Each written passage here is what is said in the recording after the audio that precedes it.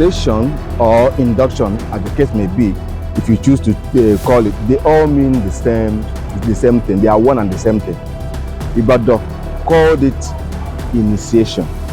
After a while, when people started protesting that this calling it initiation is making parents believe that their children are going to get initiated into a court or whatever. So that was how they now brought it down to induction. It is just a process of trying to transition students into another phase of their theatrical career. What happens is that once you come in as a theater practitioner, we assume that you start practicing theater from that point till you graduate and then enter into the field. That's why we want to induct you from beginning so that we can allow you to explore, to go and practice, because you are already going to start it from 100 level till you finish. Unlike other professions like medicine, law, who do their own induction after graduation. For us, we do induction or initiation, as the case may be, when you enter into school, because we assume that you're going to start from that time to practice theater.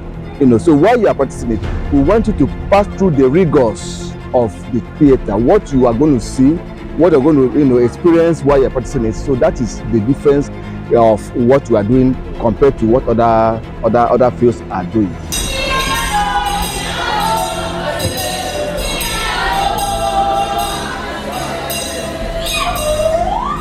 That this induction has been misconstrued to be ritualistic, performances, but I can tell you that it's only a performance that tends to relate with the cultural milieu, of the African society. And in theater arts department, Alex Ekweme University, when I, assumed the leadership in 2018. I discovered that the kind of initiation we do was like an induction like it's done in any other department. So, but coming from Port Harcourt, I discovered that the University of Port Harcourt Theatre Arts engage in elaborate induction or elaborate initiation that harnesses all the elements of the theatre. And it harnesses it so culturally that you will think it's a core ritualistic environment or a core ritualistic activity. So when we came here, we decided to borrow a leaf from what they were doing in Port Harcourt and they were equally doing in other universities. So each year we try to mystify the initiation process, and at some point after the first year, we decided to start, bringing in stars, and that's Obi Okoli, who is a friend of mine in the industry. I think was the first star to be here. He actually came after we brought Henry Ajake, who works with Arts Council. So I'm from there till date. The induction, especially in theatre arts department, has continued to be more impactful, has continued to grow in bounds.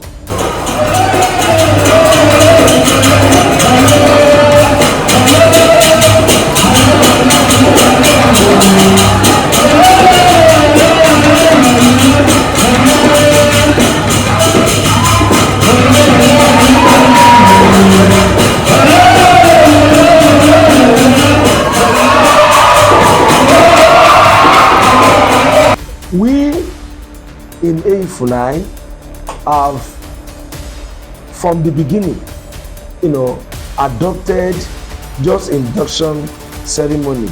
I have not seen any university in Nigeria which has gone ritualistic, in their induction ceremony. But in doing that, if care is not taken, the ritualistic aspect can set in. Take for example, if you want to display a masquerade, some masquerade costumes are ritualistic if you go borrow. So, and some of our institutions, they would like to say they want it to be natural, without knowing spirituality involved in that costume. So when they go borrow, maybe from a particular family, that can, have effects on the inductees, and we have, in most cases, avoid to do that.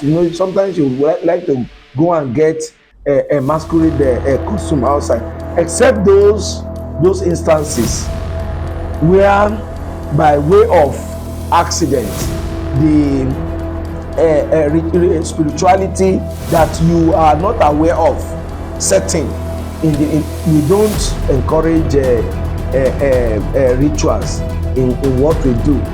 So except that when the inductees are stressed out, and some of them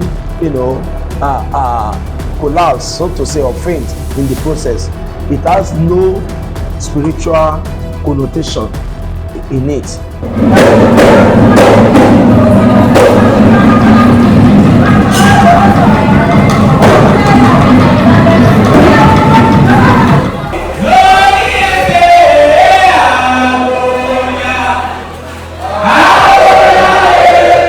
Well, I remember my time so many years ago holding the candle on stage to swearing my own oaths before I could go on stage to show what I can bring into the theater or into the course of study.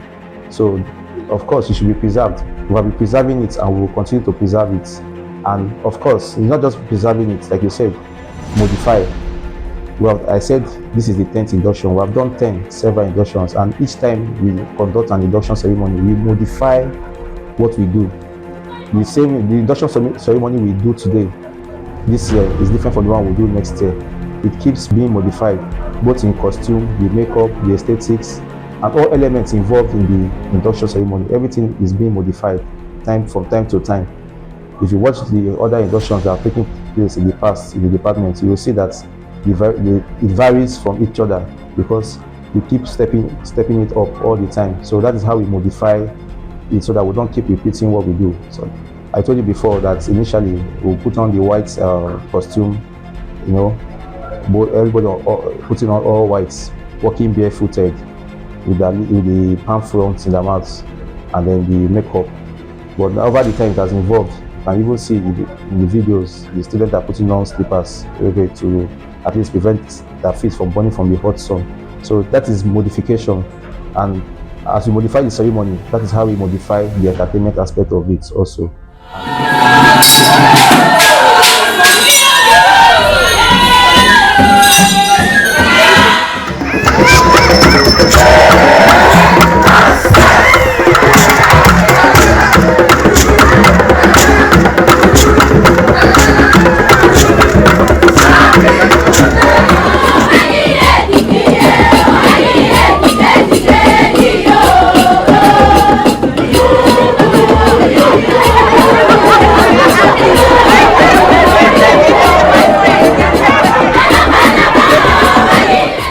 Significant because the students learn so much. For instance, here now we have moved away from the normal induction, the normal ritual of, say, you are going to practice theater. It is now a course. It's not a course. People study it now.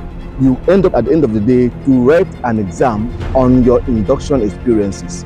So it has its own credit unit now that people do. So it's a very important aspect of experience in theater, that once you come in here, you have the knowledge of what you're going to see at the end of your training. Okay, so that is the major thing. It has been a very, very impactful experience for our students who come in here, the way we package it. Many of our inductees do not find it strange. If you go to the West, you won't find such. Do you get it now? So it's only in Nigeria you can see such. It is not only in the East or in the West. It has become a national practice in the theater profession in the university. So it has a background in our culture, and which is why it is accepted, by all. And because it did not start with the program in Nigeria, when the program started in 1972 or 73 at the University of Ibadan.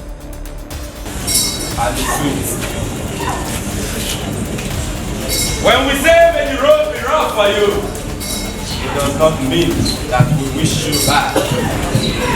Because if the road is not rough for you, it means you are jobless. May you find jobs, may you work for it. Now move around and take the bitter and the sweet.